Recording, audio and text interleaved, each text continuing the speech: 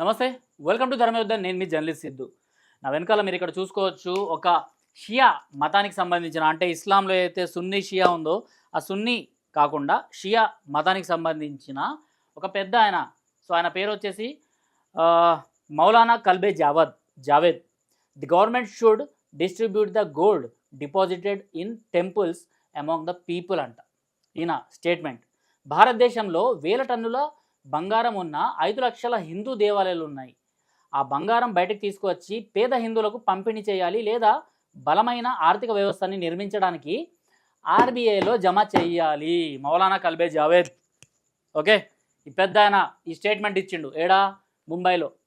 ముంబైలో ఈ స్టేట్మెంట్ ఇవ్వడానికి మెయిన్ కారణం ఏంది అంటే, ఏదైతే వక్ఫ్ గురించి మాట్లాడుతున్నారో, ఏదైతే వక్ఫ్ ల్యాండ్స్ని బీజేపీ ప్రభుత్వం లాగేసుకుంటుంది, బీజేపీ ప్రభుత్వం అది చేస్తుంది ఇది చేస్తుంది అనేసి సిఏఎన్ఆర్సీలో ఎలా అయితే భయపెట్టారో, అసలు ఆ చట్టం తెలియకముందే చాలామందిని ప్రేరేపింపజేసి, సో సిఏఎన్ఆర్సీ వస్తే మన ముస్లిమ్స్ పరిస్థితి ఎలా ఉంటుంది, ఇప్పుడు మనం ఏదైతే ఇక్కడ ఫ్రీడమ్గా బతుకుతున్నామో అలాంటి ఫ్రీడమ్ ఉండదు, మనల్ని తరిమేస్తారు, లేకపోతే కిడ్నాప్ చేసి పక్క దేశానికి పంపించేస్తారు అని, ఇలాంటివి అయితే అబద్ధాలు వాళ్ళు ప్రచారం చేసిండ్రో అలాంటి ప్రచారాల్ని ఇక్కడ వీళ్ళు మళ్ళీ ఇలాంటివి తీసుకొచ్చిండ్రు. సో ఏంటంటే ఈయన చెప్పేదాని ప్రకారం హిందూ దేవాలయాల్లో ఉన్న ఏదైతే మనీ ఉందో, ఏదైతే బంగారం ఉందో, ఆ బంగారం అంట సరిసమానంగా పంపిణీ చేసేయాలి, బయటికి తీసుకొచ్చి పేద హిందువులకు. అరే పేద హిందువుల గురించి మాట్లాడడానికి నువ్వెవరివి? నువ్వేమన్నా హిందువుల తరఫు నుంచి జకాత్ చేయడానికి వచ్చినావా, లేకపోతే అందరు రోజాలో ఉన్నారా? ఈ షియా మతానికి సంబంధించిన పెద్ద ఈ స్టేట్మెంట్లు ఇస్తున్నాడు. మరి ఇదే స్టేట్మెంటు హిందువులు కనుక ఇస్తే, రైల్వేలు మరియు సాయుధ దళాల తర్వాత వక్ఫ్ బోర్డు భారతదేశంలోని 3వ అతిపెద్ద ఏదైతే భూయజమాని వక్ఫ్ చట్టాన్ని రద్దు చేసి దాని భూమిని దేశంలోని భూమి లేని పేదలకు పంపిణీ చేయాలి, లేదా దేశ అభివృద్ధికి ఉపయోగించాలి అని మాత్రం ఎందుకు డిమాండ్ చేయరు అని ఇక్కడ మనకు ధర్మధ్వజం అనేసి ఒక సోషల్ మీడియాలో, అంటే ఫేస్బుక్లో, ఇన్స్టాగ్రామ్లో ఒక పేజ్ ఉంది. దాన్ని మాత్రం మీరు కంపల్సరీగా ఫాలో అవ్వండి. ఫేక్ వార్తలు అన్నది ఇది ఇవ్వదు. ఇదేంటంటే యాజ్ ఇట్ ఈస్గా ఎవరు ఎట్లా మాట్లాడినరు అన్నది క్లియర్ కట్గా చూపిస్తుంటుంది. మరి ఇందులో తప్పేముంది అనేసి నేను ప్రశ్నిస్తున్నా. ఎందుకంటే అవును, నువ్వు మా మతం గురించి మాట్లాడినావు, మా ఆలయాల గురించి మాట్లాడినప్పుడు నీ మతం గురించి, నీ వక్ఫ్ గురించి మేమెందుకు మాట్లాడము? అర్థం చేసుకోండి. ఎందుకంటే భారతదేశంలో ఎన్ని ఆలయాలు ఉన్నాయో ప్రతి ఆలయం లోపల వేల లక్షల రూపాయలు, కోట్ల రూపాయల బంగారం ఉంటుంది అనేసి ప్రతి ఒక్కరికి తెలుసు. అలాంటి బంగారాన్ని దోచుకోవడం కోసము దొంగదారిన భారతదేశం పైన దండయాత్ర చేసి వచ్చిన వాళ్ళు మీరు. ఈ భారతదేశంలోని సోమనాథ్ మందిరం ఏదైతే గుజరాత్ సరిహద్దుల్లో ఉందో, ఆ మందిరం పైన ఎన్నోసార్లు గజని అటాక్స్ చేసిండు. 18 సార్లు అనుకుంటా దండయాత్రలు చేసిండు. ఎన్నిసార్లు చేసిండు? 18 సార్లు చేసిండు. 16 నుంచి 18 సార్లు దండయాత్రలు చేసిండు. దండయాత్రలు చేసి ప్రతి ఒక్కసారి మేము దాన్ని రీబిల్డ్ చేసుకొని, మరి ఎంత బంగారం అయితే, ఎంత విగ్రహం ఎలాంటిది ఉండేదో అలాంటి విగ్రహం చేయించి బంగారంతో, దాని తర్వాత బంగారు తాపడాలతోని అక్కడ ఏవైతే టెంపుల్ ఉందో దాన్ని మేము సజాయించుకుంటే, వాటిని 16 సార్లు 18 సార్లు మీరు దోపిడికి వచ్చి దోపిడీ చేసి ఆలయాన్ని మొత్తం కొల్లగొట్టేసి వెళ్ళిపోయినారు. మీరు ఎంత దొంగలు, ఎంత పెద్ద బాగ్దాద్ దొంగలు ఇక్కడ అర్థమవుతుంది. అలాంటి మెంటాలిటీయే మళ్ళీ ఆలయాల్లో ఉన్న ఏదైతే బంగారం ఉందో ఆ బంగారాన్ని పంచేయాలంట.